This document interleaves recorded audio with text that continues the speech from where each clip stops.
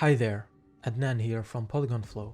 In our last video, I gave you a brief overview of Graphene, a visual coding software for artists.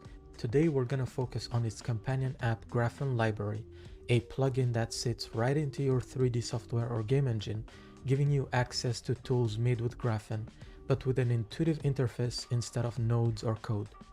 Our focus today will be on Ecotope, an extensive tool made completely with Graphene and available to you right away for free.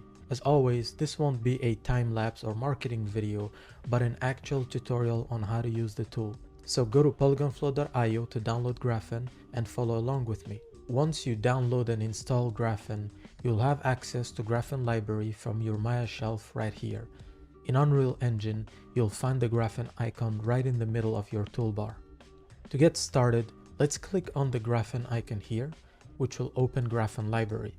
Here, you'll see the tool Ecotope Scatter, and if we click on the tool, we're gonna see this interface. This tool was made completely from scratch with Graphene, and yet this is the only thing that you'll ever have to interact with.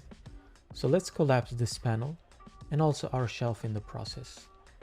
I have this basic scene here, which is just a road with a bunch of curves in the middle and some obstacles along the way. And we're going to be scattering these different objects on our road and utilizing all the features available in Ecotope. To get started, let's select our terrain, and if we look here, we'll see scatter surface. This is the surface on which we're going to be scattering objects on. I can either select it in the viewport and click on the menu and then add selected objects, or I could go to the Maya shelf and middle mouse drag from the shelf onto the button right here. Next, I have these plants that I want to scatter. In this case, I'm going to be moving them to the scatter objects, which are the objects that we're going to be scattering. And if I click here and click on add selected objects, then hit play, we're going to see grass all over our terrain.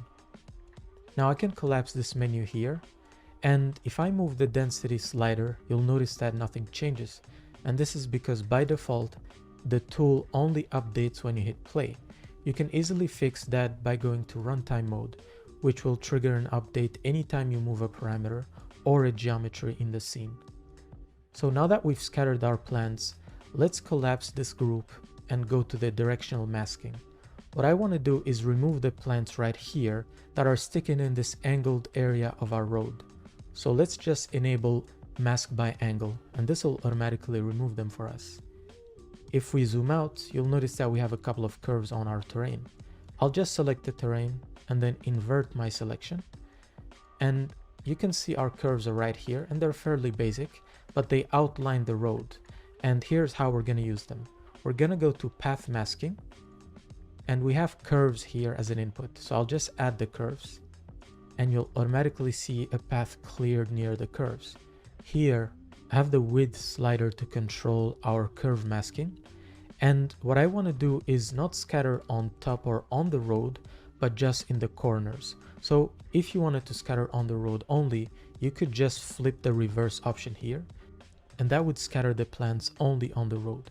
But what we want to do is activate not just reverse, but also mask by borders. This will ensure that we only scatter plants at the borders right here. Next, I want to add another set of plants on our terrain. And to do that, I'm going to select the object here and go to the menu and create a new instance. Graphene Library works with this instance system where you can have various iterations of the same tool doing different things. In this case, the menu is empty again, and if we add our objects and the plants we want to scatter, we should now have them all over the surface. And just like before, we can select our curves and mask them. In this case, we won't be using the mask by border feature.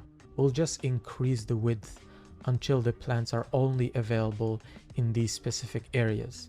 Now, if I activate transparency, you'll notice that we also have plants right under these boxes. The volume masking feature allows you to remove any objects inside specific objects. So in this case, I can just select these different cubes, and then I'd add them as volumes right here. As you can see, the plants were removed right away. Once I'm done with the volume masking, I'm gonna select these pebbles right here, and I'll create a third instance of our tool.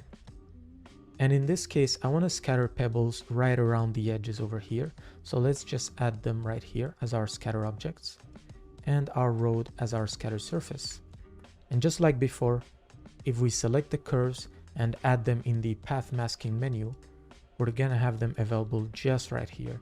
Now, as you can see, we also have them available under our plants, which is not what we want. So let's use the mask by border feature and just play with the width and border width parameter until we're satisfied with the value we have.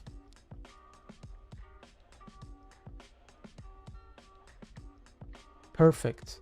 Now the scattering itself is really uniform, and we can go to noise mask in here and just enable that, and this will create a bunch of breakups on the surface. And usually I just leave the parameter as is, and then I could tweak the seed, for example, to get different variations, or work with the min and max clamp to remove or add more points. The feature set we've used to create this environment represents just a tiny fraction of what Ecotope is capable of. For instance, one really exciting parameter for artists is the scale settings, which allow you to scale objects not just with noise parameters but also gradients. So here, if I set my minimum scale to something like 0.2 and the maximum to 2, I can use my gradient slider to make objects near the volume smaller and objects further from them bigger. Now if I select a volume and move it, you can see the gradient updating at runtime and non-destructively. We've created an extensive documentation for Ecotope that you can access right in the description below, so feel free to check that out, and also join our Discord where you can show us what you're building, ask questions around how features work, or simply give us feature requests. Long term, I really believe that Ecotope can give you every single feature you need to make world building a no-brainer. And with time, we're going to be adding more features like grid and radial scattering and so many more features that are going to make world building easier than ever. Thank you so much for watching, and I'll see you next time.